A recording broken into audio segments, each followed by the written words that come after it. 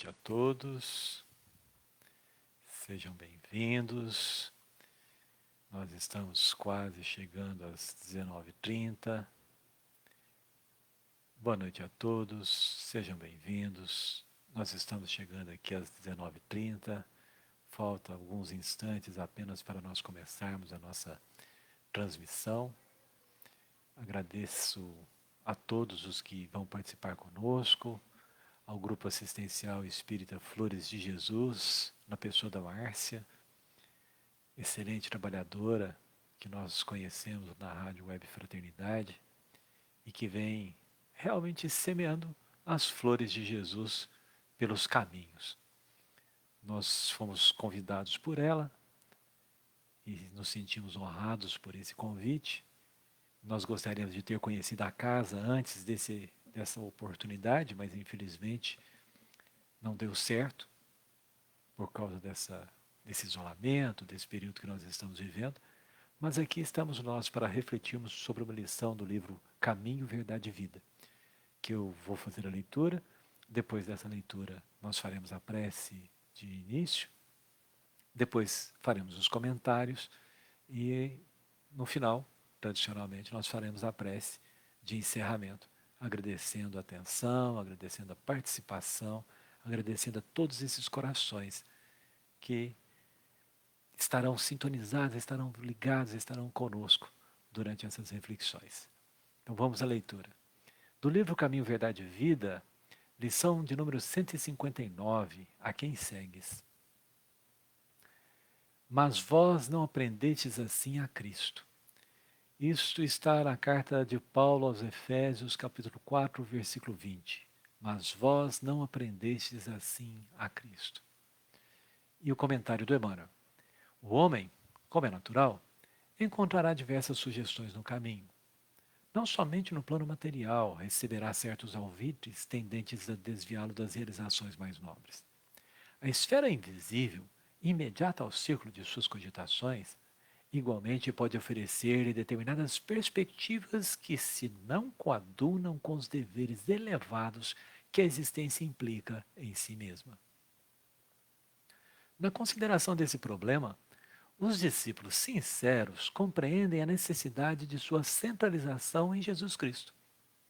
Quando esse imperativo é esquecido, as maiores perturbações podem ocorrer. O aprendiz menos centralizado nos ensinos do mestre acredita que pode servir a dois senhores. E por vezes chega a admitir que é possível atender a todos os desvairamentos dos sentidos, sem prejudicar a paz de sua alma. Justificam-se para isso em doutrinas novas, filhas das novidades científicas do século. Valem-se de certos filósofos improvisados que conferem demasiado valor aos instintos. Mas, chegados a esse ponto, preparem-se para os grandes fracassos, porque a necessidade de edificação espiritual permanece viva e cada vez mais imperiosa. Poderão recorrer aos conceitos dos pretensos sábios do mundo. Entretanto, Jesus não ensinou assim. Vamos orar? Senhor de misericórdia, de luz, Criador do céu e da terra, dispensador de todas as dádivas, de todas as graças, e envolva todos nós, aos ouvintes, aos nossos amigos, aos nossos familiares, aos trabalhadores das casas espíritas, aos religiosos de todos os matizes, envolva todos nós nas tuas benesses, nas vibrações do teu amor, na confiança da tua presença, da sua mão que nos dirige, que nos sustenta, que nos ampara. Derrama, Pai, sobre nós as inspirações para que possamos ser melhores, mais caridosos, mais amigos, mais cristãos. Que assim seja. Bom, bem-vindos, amigos. O nosso tema, como todos já sabem, é a quem segues. Antes de entrar nos comentários propriamente dito, eu gostaria de chamar vocês para lermos um trecho dessa carta do Paulo aos Efésios, porque talvez vocês tenham facilidade com o Emmanuel. Eu sempre tive mais facilidade com o André Luiz, no caso do Chico, com o Manuel Filomeno Miranda, no caso do Divaldo. Algumas pessoas preferem Joana de Ângeles, no caso do Divaldo, e Emmanuel, no caso do Chico. Mas eu confesso que eu sempre tive dificuldade. Uma das coisas que me ajudaram a vencer as barreiras, que me auxiliaram a compreender melhor, ou compreender de alguma forma Emmanuel, foi pegar os trechos do Evangelho que ele estava tecendo comentários e ler o original. Ler um pouco antes, ler um pouco depois, para ver o contexto. Emmanuel ele tem uma capacidade de resumir, sintetizar, de explicar, mas nós não conhecemos o texto todo. Quando nós vemos lá o Evangelho de Jesus, nós percebemos que é frequente eles terem frases que remetem a ensinos anteriores. Então tem um trechinho que remete a Gênesis, tem um trechinho que remete a Isaías, tem um trechinho que remete a um outro. Então quando Jesus usava uma frase daquela, as pessoas, por conhecerem aqueles trechos, por conhecerem os textos originais, um minutinho que a minha neta está aqui, ela vai dormir. Dorme com Deus. Beijo.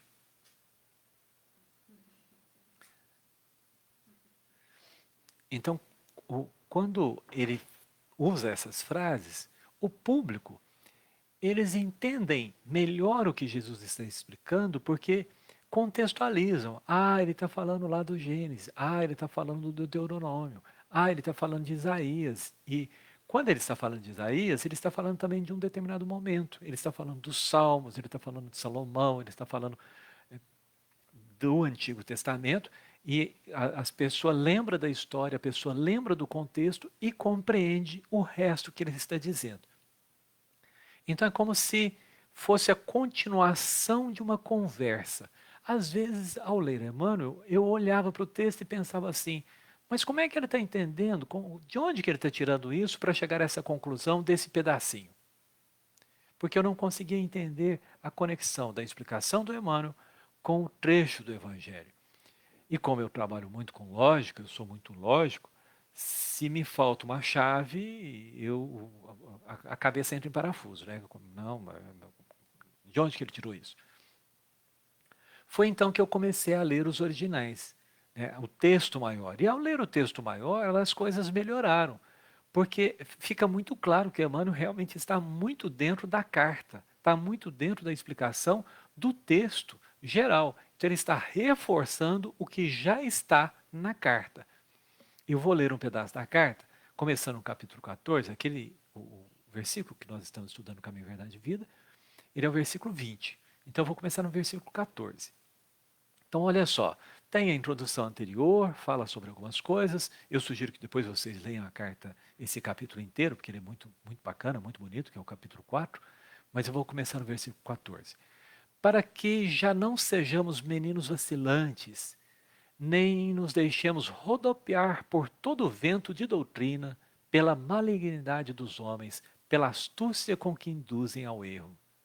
Mas, fazendo verdadeiramente a caridade, cresçamos naquele que para todos é a cabeça, o Cristo. A quem todo o corpo, a ele coligado e unido por todas as juntas, é alimentado, segundo a atividade própria de cada membro. Cresce assim no corpo para a sua edificação na caridade. Isto, pois, digo e testifico do Senhor, que doravante não andeis mais assim como andam os gentios, na vaidade de seu senso, tendo o entendimento obscurecido pelas trevas, alienados da vida de Deus, pela ignorância que há neles e pela cegueira dos seus corações, que, desesperando por si mesmos, se entregam à dissolução, à obra de toda a impureza, à avareza. Mas vós não aprendestes assim do Cristo. Se é que o ouvistes e nele fostes instruídos, assim como está a verdade em Jesus, despojando-vos, segundo a antiga expressão, do homem velho, que se corrompe com seus anseios errôneos, Renovai-vos, pois, no espírito do vosso entendimento, e revesti-vos do homem novo, que segundo Deus foi criado para a justiça e verdadeira santidade. Pelo que, renunciando à mentira, fale cada um a seu próximo a verdade, pois somos membros uns dos outros. Quando vos irardes, seja sem pecar, não se ponha o sol sobre vossa ira. Não deis lugar ao diabo. Aquele que furtava, não furte mais, mas antes trabalhe, fazendo com que suas mãos o que é bom, para ter o que dar ao que padece necessidade. Nenhuma palavra má proceda da vossa boca, senão só a que seja boa para a edificação da fé, para dar graça aos ouvintes. E não contristais o Espírito Santo de Deus, pelo qual estáis selados para o dia da redenção. Toda amargura, ira, indignação, gritaria e blasfêmia seja desterrada de vós, assim como toda malícia. Antes, sede uns para com os outros benignos, misericordiosos, perdoando-vos uns aos outros, como também Deus, por Cristo, vos perdoou. Não é uma maravilha? Gente, é outro entendimento. Porque quando Emmanuel fala sobre as influências, né, quando ele fala aqui sobre, olha, a esfera invisível imediata ao ciclo de suas cogitações igualmente pode oferecer-lhe determinadas perspectivas que se não coadunam com os deveres elevados que a existência implica em si mesma. Tem tudo a ver com a carta. Ele está falando sobre obsessores, sobre influências espirituais, ele está falando sobre isso. E a carta também acaba falando disso quando ele fala, não deis guarida ao diabo, que era a palavra naquela época não era entendida como o oponente de Deus, como sendo aquela criatura com poderes iguais a Deus, mas era entendida no seu sentido de espírito ruim, de espírito maligno, de espírito que não deseja o bem, não vive o bem, não pratica o bem. Então, a interpretação que Emmanuel faz, ela atualiza, traz para os tempos do Chico, eu diria que para os tempos modernos, mas vamos lá para o tempo do Chico, para o tempo da escrita, ele traz aqueles comentários que faziam mais sentido naquela época, naquela linguagem, ele faz uma atualização, mas são os mesmos comentários. Então vejamos, quando nós conhecemos Jesus, nós temos uma perspectiva. Que perspectiva é essa? Primeiro, de imortalidade. Segundo, de presença divina. Eu estou usando primeiro e segundo, poderíamos inverter isso, né? Eu diria que é irrelevante a ordem. O que é realmente relevante são os itens. Então, a imortalidade da alma, né, o espírito, a existência do espírito, a continuidade do espírito, a possibilidade da comunicação dos espíritos e a força maior que é Deus governando todas as coisas com suas leis sábias, com sua benevolência, com sua presença, com sua bondade, com sua misericórdia infinita. Então nós temos esses elementos que a gente aprende com a doutrina. E aí nós imaginemos no nosso dia a dia. Às vezes a gente está lá assistindo um curso para o nosso serviço. E quando a gente está fazendo um curso para o nosso serviço, às vezes a gente pode ouvir uma pessoa, um filósofo improvisado, um pensador.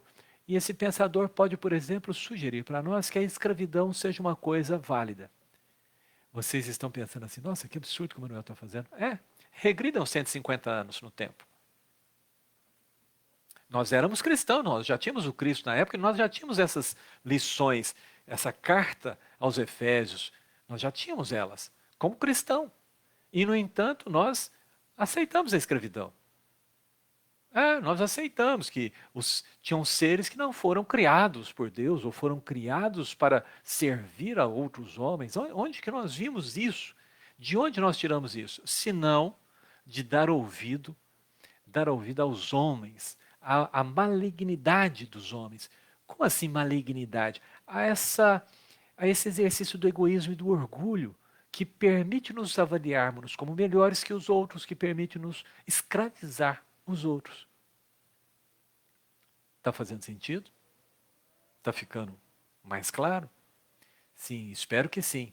Espero que para nós fique mais marcado que precisamos sim tomar cuidado com as interpretações, com as proposições que nos levem a achar ser possível abusar das outras pessoas,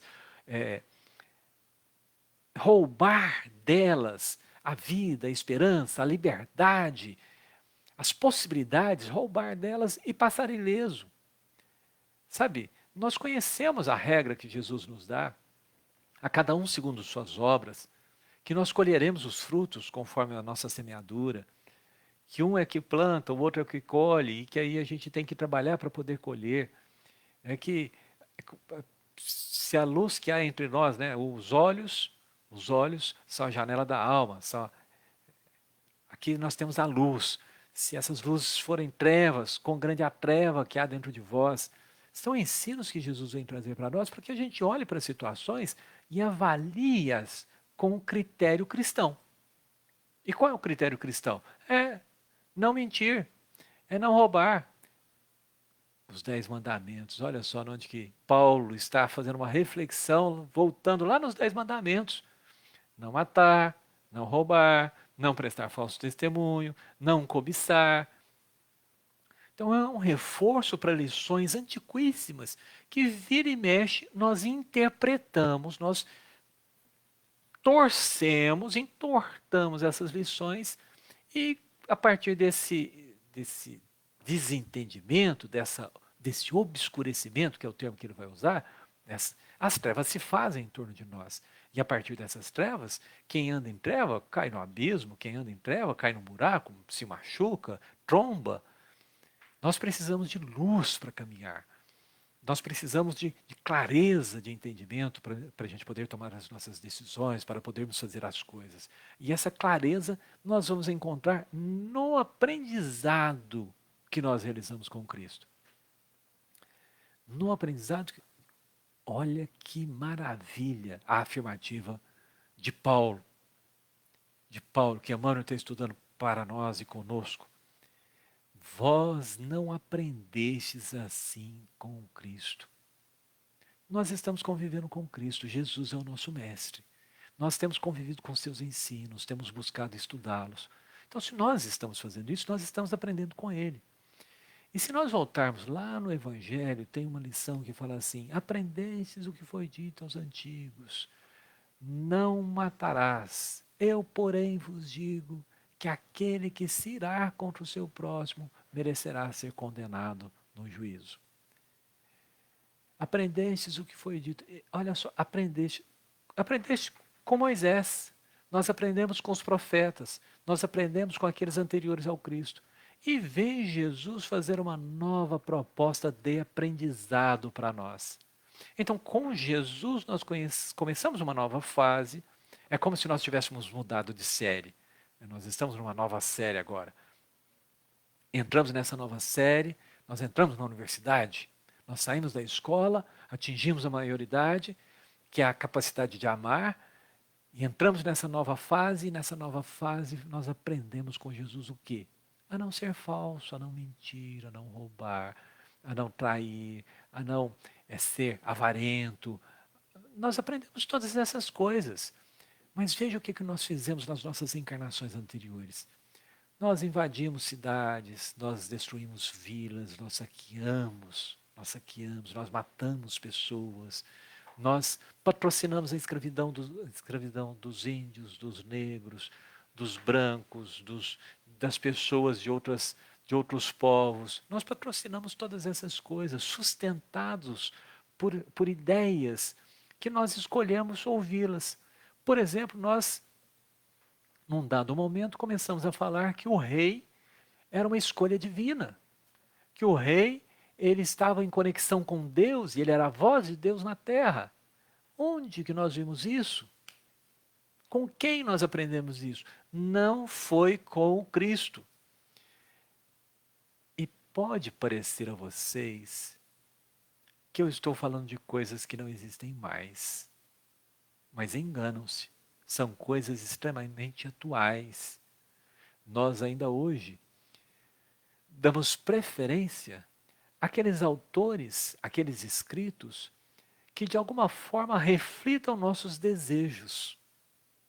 É isso mesmo. Isso mesmo. No lugar de dar voz ao homem novo, a renovação representada pelo Cristo, nós ainda damos ouvidos ao homem velho, aquele velho comportamento, aquele velho jeito de resolver as coisas na porrada, no tapa, no grito, no nervosismo, no chute, no desequilíbrio, batendo porta, quebrando copo, arrastando cadeira, enfim, nós ainda agimos como se fôssemos seres primitivos, no mundo primitivos, como se nós já não estivéssemos terminando o período de provas e expiações e adentrando o período de regeneração. Não é possível que nós consigamos ir para um mundo regenerado, que é nascer de novo, regenerar, gerar, né? Regenerar é nascer de novo. Não é possível que a gente entenda que esse novo seja velho. É incompatível. É incompatível. Não dá para usarmos mais esses argumentos sórdidos. Existem pessoas, e vocês podem pegar as obras mais recentes do Divaldo, existem pessoas que argumentam que encontrou sua alma gêmea no centro. E aí precisa separar da anterior, porque aquela não é realmente alma gêmea. Aí separa e vai viver com essa nova alma gêmea, e daí um tempo descobre que ela não era a alma gêmea dele, e não percebe. Não percebe que ele está usando de argumentos que não coadunam mais com o seu nível de aprendizado, com o seu nível de conhecimento do Cristo e dos ensinos do Cristo. Acabou. Acabou. Não coadunam. Não fazem. Não. A nossa sensibilidade não aceita mais isso. E aí o que vai acontecer? A nossa consciência, num determinado momento, despertará. E doerá. Doerá muito. Porque é incompatível. Nós podemos obscurecê-la, nós podemos amordaçá-la durante algum tempo, mas chega um momento em que a consciência desperta. Chega esse momento. E aí nós somos obrigados a ouvir a voz que fala dentro de nós. E isso não se limita aqui do nosso lado, porque a gente dorme. E sabe o que acontece durante a noite? Nós procuramos os espíritos afins. Nas obras de André Luiz, vocês vão encontrar casos de desdobramento durante o sono físico, em que a mulher sai e chega o espírito e começa a conversar no ouvido dela, incentivando o ciúme. E ela, espírita, dá ouvidos ao ciúme. No lugar de ponderar pelo perdão, de ponderar pelo amor, de usar os ensinos do Cristo, de usar aquilo que ela já tinha aprendido, ela prefere ouvir a voz sedutora. E aí o espírito vai incentivando aquele mal-estar, aquela raiva, aquele sentimento ruim nela. É um sofrimento, meus amigos. É um sofrimento. Nós não precisamos mais sofrer assim. Nós podemos superar essas dores causadas pelo orgulho, pela vaidade, pelo ciúme, pela ambição, pela inveja. Nós não precisamos mais viver isso, porque já existe uma realidade, nós já entendemos que esse corpo é passageiro, que o que eu tenho é passageiro, que os meus títulos são passageiros. Lembram-se que eu comecei dizendo que os princípios espíritas nos projetam no infinito, porque nós somos espíritos imortais, nós sobrevivemos ao corpo, então nós não somos corporais, nós não somos da terra, nós não somos desse mundo físico, nós estamos temporariamente aqui. Então todas essas coisas passarão. O que eu tenho de verdade? O que é meu? Minha esposa, meu filho? Na outra existência, ela pode ser minha mãe? Meu filho pode ser meu vizinho? Meu amigo? Meu pai? Meu irmão? Os papéis são mutáveis, de acordo com as nossas necessidades de aprendizados, de acordo com o processo que nós precisamos vivenciar para ampliar a nossa amorosidade, a nossa capacidade de fazer para o outro aquilo que queremos para nós. Então, se os papéis todos se modificam, eu preciso olhar para essa vida com esse entendimento dessa temporariedade, desse palco em que nós estamos vivendo um personagem. Que essa história desse personagem não é o ator, não é a vida do ator, os sentimentos representados nesse personagem não podem ser os sentimentos do autor. O autor está passando por aquilo, mas terminada a peça, terminada a cena, terminada a história, terminado aquele ato, ele tem uma vida, ele continua a ser, ele continua a ter experiências, ele vai ver novas peças, novas histórias, com novos personagens, viver outras emoções num aprendizado que enriquece as suas possibilidades de expressão dos seus sentimentos. É diferente seguir Jesus e manter-se nesse trilho. Então, o que nós vimos hoje até agora? Nós vimos que estudar Emmanuel pode ser mais fácil se nós pegarmos o trecho do Evangelho que ele está explicando e formos aos originais e lermos o antes e o depois para contextualizarmos o assunto que ele está tratando. Que o texto antigo, ele traz um contexto histórico daquele momento de vida, mas ele é um texto sempre atualizado porque trata de relações humanas. Porque o Novo Testamento, a ideia dos evangelhos, é falar para nós sobre as relações humanas, sobre a nossa convivência, sobre os desafios dessa convivência, sobre os mecanismos para conseguirmos uma boa convivência numa sociedade cada vez mais plural, cada vez mais ampla, com cada vez mais pessoas participando. Porque se antes na nossa tribo nós vivíamos em grupos de 10, 20, depois passamos a viver em cidades com 1000 pessoas, hoje nós convivemos com um volume muito, muito grande de pessoas e ao longo da nossa vida nós conhecemos muito mais pessoas, mas muito mais pessoas do que nós gastamos várias reencarnações para conviver, para compreender, para aprender, para ter um contato com elas. Então nós estamos nesse processo de ampliação das nossas capacidades de relações humanas. Então ali nós vamos encontrar essas mesmas dificuldades e essas mesmas soluções. E Emmanuel, ele moderniza, ele traz para o nosso tempo esse entendimento. Nessa lição, nós vimos a perspectiva também da influência dos espíritos, do desdobramento do sono, das nossas escolhas, e o que é essa ilusão de quando nós tiramos Jesus do centro e vamos dar ouvido às novidades científicas do século, ou as doutrinas novas, valem-se de certos filósofos improvisados que conferem demasiado valor aos instintos. Para finalizar, um pedaço que a gente não comentou, é que Emmanuel amplia o entendimento também dos textos, porque aqui ele vai falar-nos sobre as consequências. Uma vez que a gente tirou Jesus do centro, que nós nos preparemos para as consequências, porque são consequências dolorosas. São consequências dolorosas. Aqui, no texto original, o Paulo, uma vez que ele adentra na exortação para que sejamos virtuosos, nas exortações, em que ele vai nos conduzindo a essa percepção de que existe um homem velho e o homem novo é virtude, ele não vai tratar das consequências.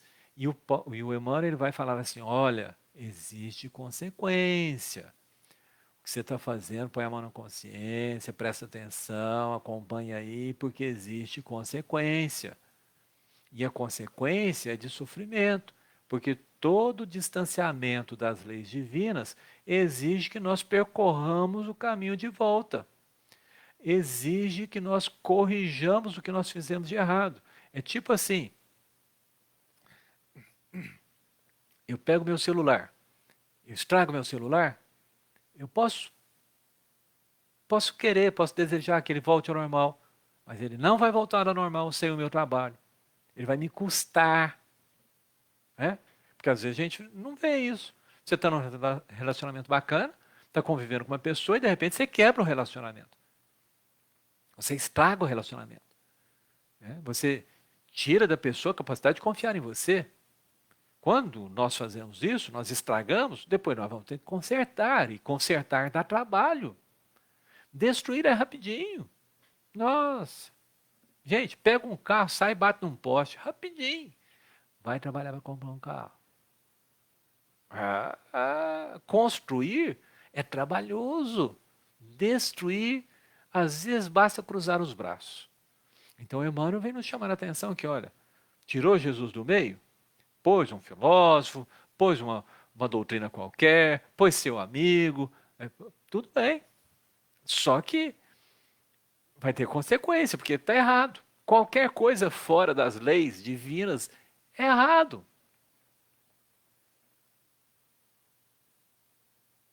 A gente devia entender isso, né? Qualquer coisa fora das leis está errado. Posso bater o pé, posso espernear, posso chorar, posso dar birra. Não vai mudar. Se eu comer demais, vai doer barriga. Se eu beber demais, eu vou ficar bêbado. É, tem consequência, eu vou ter que consertar. Eu terei que arrumar o estrago que eu fiz, trazer para o caminho correto as pessoas que eu desviei. Eu vou ter que fazer essas coisas. Então, há consequências. No livro Renúncia, Emmanuel, ele traz-nos algumas histórias. E tem lá um rapaz que se apaixona, sabe? Ele é apaixonado na moça. Mas ela é fiel aos deveres. Fiel aos deveres. E como ele tinha se comprometido em ser padre, ela propõe para ele: vá e cumpra a sua promessa, porque se você está, de alguma forma, ligado a essa promessa, é porque deve ser necessária para o seu progresso. Mas ele, ouvindo a voz do século, ouvindo os amigos, chega à conclusão que não. Ele podia romper a promessa, ele podia trair seus votos para ficar com ela, porque ela era o amor da vida. Olha só o que a gente faz. A gente coloca como justificativa para as nossas cabeçadas o amor. Gente do céu, matar por amor, gente do céu. Nós torcemos, até não ser possível mais identificar Jesus naquilo que a gente está vivendo. Ele fez isso e deu-se muito mal, porque como ela estava cumprindo os deveres, ela continuou cumprindo seus deveres. E como a gente, uma vez que a gente começa a dar cabeçada, a gente fica obscurecido, a gente não enxerga mais as coisas do jeito certo, e quando a gente dá ouvido aos nossos vícios, ao ciúme, à inveja, a todos esses elementos, ele a segue, porque quando ele rompe com seus compromissos e a procura, ela não está disposta a romper com os dela. Então ela vai fazer a coisa certa. Ela vai continuar seguindo Jesus ali no trilho certinho. Ele não consegue aceitar que as pessoas possam fazer as coisas certas, né? Não, ela também tem que fazer o que eu fiz. A gente quer que a outra pessoa caia no buraco, que a outra pessoa venha com a gente. Então ele a segue. Quando ele vê que ela entra numa casa onde as pessoas a recebem ali com alegria, ele conclui que ela tinha arrumado um namorado. Aí o que ele faz? Vai se enrolando na vida. Vai se enrolando na vida.